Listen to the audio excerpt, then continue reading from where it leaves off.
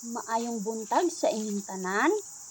Akong ipakita sa inyo ang akong trabaho sa matag adlaw. Sukad nga niabot ko diri sa New Zealand. Mao na ni ang akong kalingawan, ang paghimo og garden.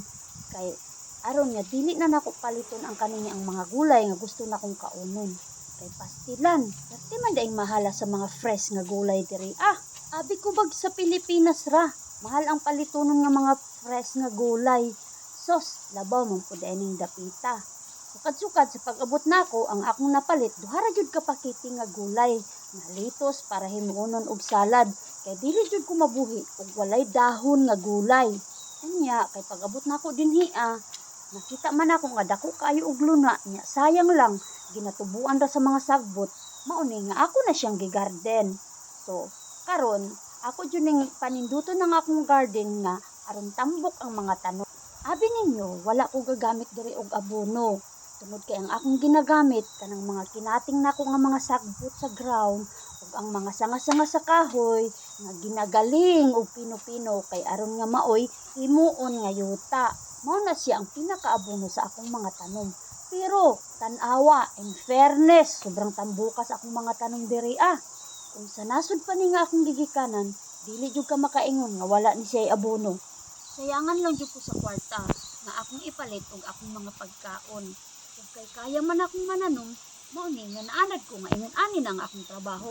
Sige ra ko og garden, bisan og tugnaw kaayo, gabungkal ko sa lapok. Aw, yuta di ay. Pero kaluyan man pud, wala ko malagom. Bisan pa man nga og init ka garden ko, pero ang akong panit maura gihapon. Luag kayo ni among palibot. Wala pagani ko katunga og hinlo.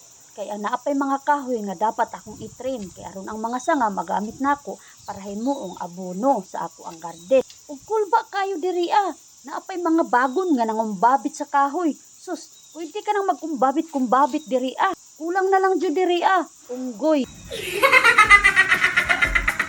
Nahuna-huna na lang gani nako pod. Bukapyot sa kahoy. So mao ni akong kalingawan diri while nga nagahulat ko sa akong visa. Ug syempre, dili mawala ang rails. Permanente. Sa bagay, kung sa akong kaugalingon, tanan akong panginahanglan ang ako ra yung gikagulan, ang akong maihatag unta sa Pilipinas.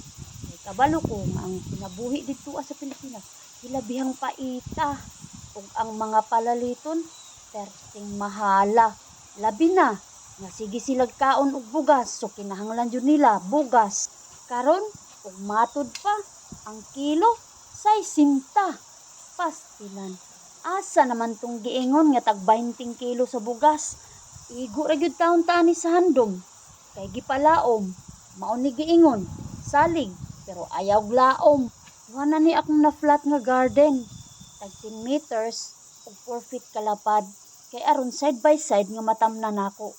Pero sa tinuod lang, mag-ulbaya sab ko kung oversupply na. Kay ngano, wala man ko'y kapanghatagan. Dili pareha sa Pilipinas ba nga malipay ang imong mga silingan.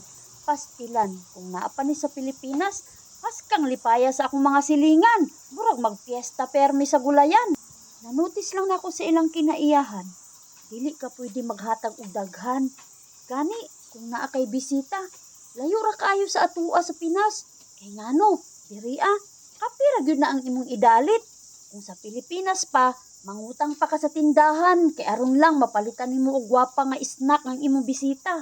Murag Pilipino ra man siguro ang naiingon ana nga batasan, pero na-realize nako, mas makatipid ay ka kung ang style nimo pareha sa ilaha. Birthday, Pasko, bagong tuig, wala diri na, numero ra na sa kalendar. Kung sa Pinas, ingon dayon ta. Pagkadaw pud aning tawhana, ultimo gani, maabtan kag bisita tapos nangaon mo. Pili jud ka mangagda. Murag wala lay nakita ba? Ang ako lang gikagulan, paingon na pud mi sa winter. Nga dili ko makatanom kay tugnaw man. Syempre, mo fresh na ako ang mga tanom.